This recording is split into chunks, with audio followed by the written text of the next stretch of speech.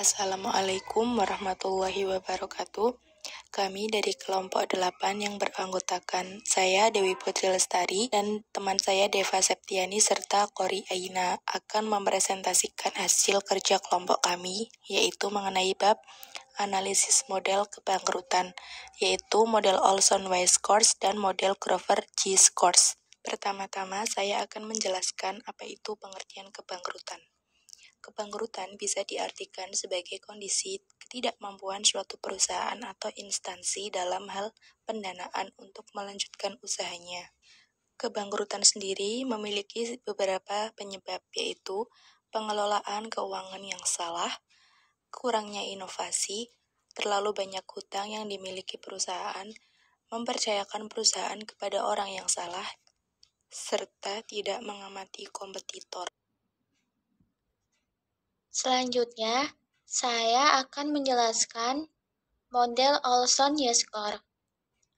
Model Olson Y-Score diprediksi dan diteliti oleh kebangkrutan pada tahun 1980. Model Olson Y-Score berbeda dengan model penelitian sebelumnya karena memiliki 9 variabel yang terdiri atas beberapa rasio keuangan dan variabel dummy. Model Olson memiliki nilai cut-off sebesar 3,8%. Artinya, jika perusahaan mendapatkan Y-score lebih dari 3,8%, perusahaan tersebut diprediksi akan mengalami financial distress di masa yang akan datang. Sebaliknya, jika Y-score-nya kurang dari 3,8%, perusahaan diprediksi tidak mengalami financial distress atau kebangkrutan. Berikut rumus model Olson Y-score. O sama dengan dalam kurung min 1,32 dikurangin 0,407 X1 ditambah 6,03 X2 dikurangin 1,43 X3 ditambah 0,757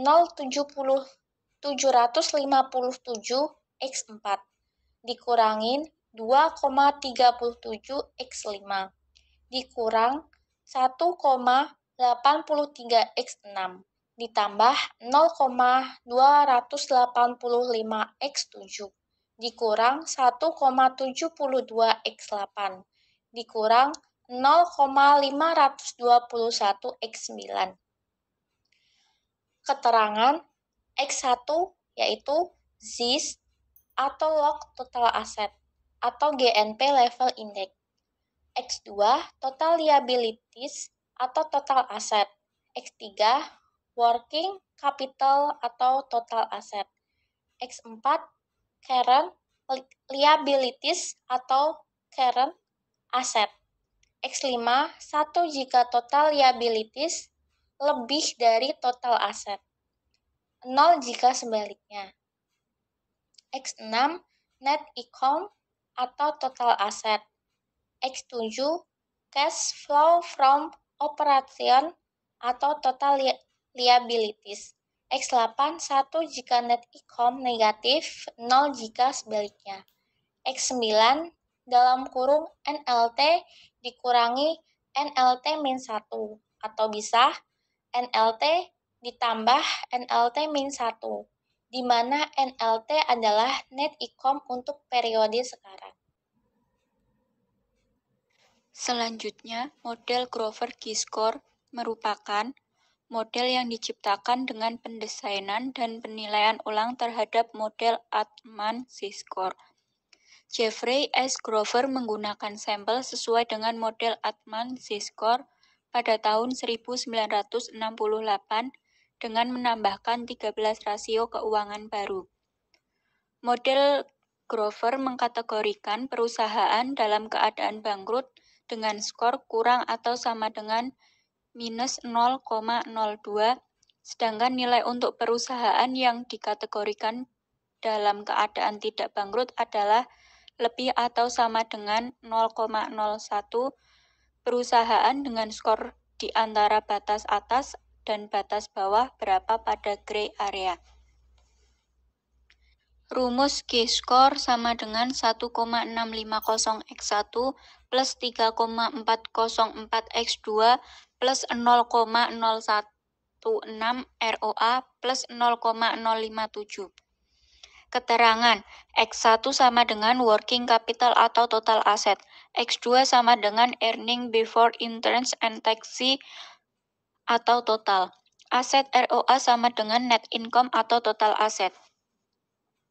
Klarifikasi perusahaan yang sehat dan bangkrut didasarkan pada nilai G-score metode Grover, yaitu skor G kurang atau sama dengan minus 0,02 merupakan perusahaan yang diprediksi mengalami kebangkrutan.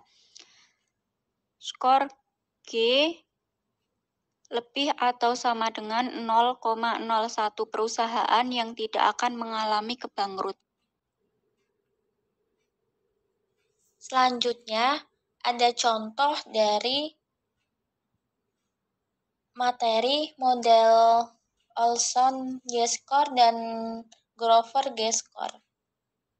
Berikut ada tabel, yaitu laju pertumbuhan produk domestik bruto atau PDB pertanian dari tahun 2011 sampai 2014. Di mana tabel PDB nasional 2011 sampai 2014 yaitu 6,17, 6,03, 5,58,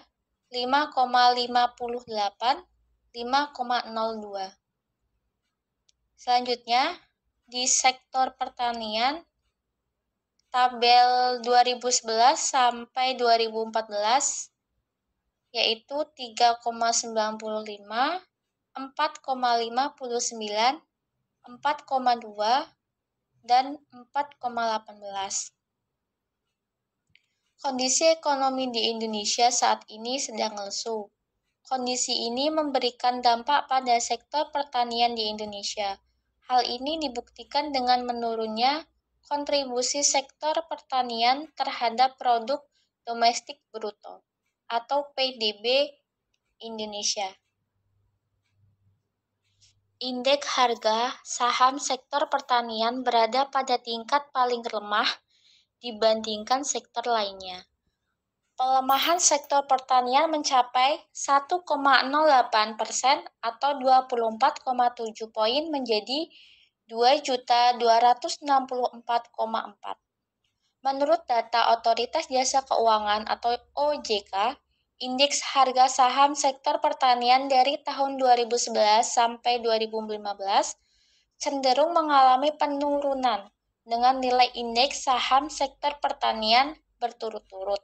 Hal tersebut dikhawatirkan akan memicu sektor pertanian untuk delisted dari daftar perdagangan saham Bursa Efek Indonesia atau BEI dan sering diartikan sebagai perusahaan bangkrut oleh investor.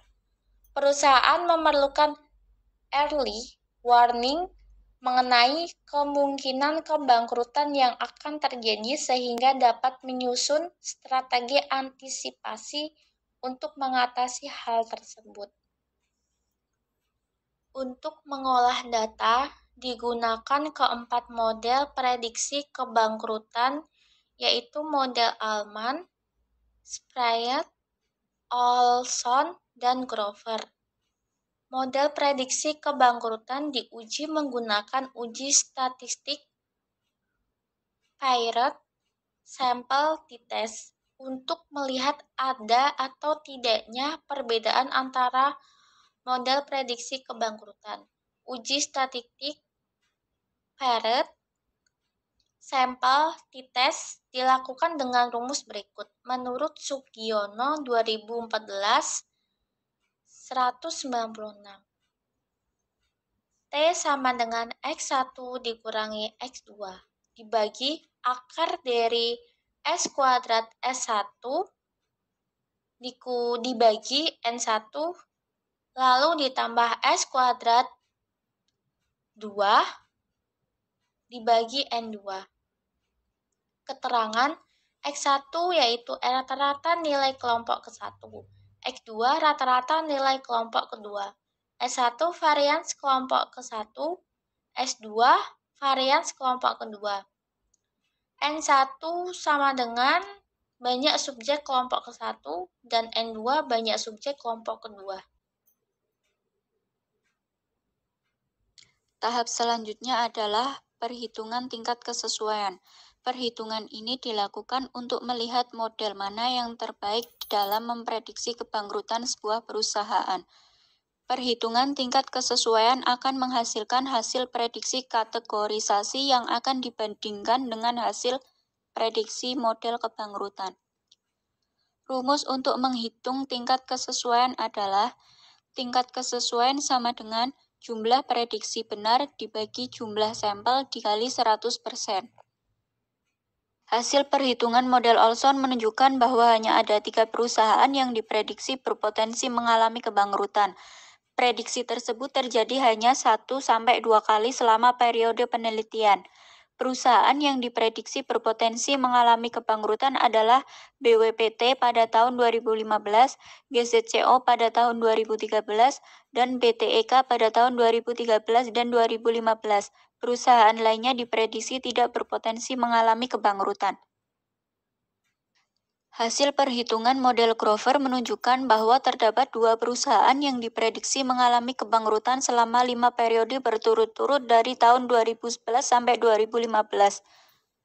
Perusahaan tersebut adalah UNSP dan IIKP. 3 perusahaan mengalami kondisi yang berbeda selama periode penelitian, yaitu SIMP, CPRO, dan BTEK. Sedangkan perusahaan lainnya diprediksi tidak berpotensi mengalami kebangkrutan selama 5 periode berturut-turut. Dilihat dari prediksi atau kategorisasi tabel model Olson dan model Grover, diketahui bahwa model Grover memiliki tingkat kesesuaian paling tinggi yaitu sebesar 82,86%. Disusul oleh model Olson dengan tingkat kesesuaian sebesar 72,86%. Artinya, model Grover adalah model yang paling sesuai digunakan untuk memprediksi kebangkrutan pada perusahaan di sektor pertanian. Untuk kesimpulannya sendiri, yaitu hasil dari penelitian mengenai analisis kebangkrutan perusahaan di sektor pertanian yang terdaftar di Bursa Efek Indonesia periode 2011 sampai 2015, dapat disimpulkan bahwa model Olson memprediksi terdapat 3 perusahaan yang berpotensi mengalami kebangkrutan, dan model Grover memprediksi terdapat 2 perusahaan yang berpotensi mengalami kebangkrutan.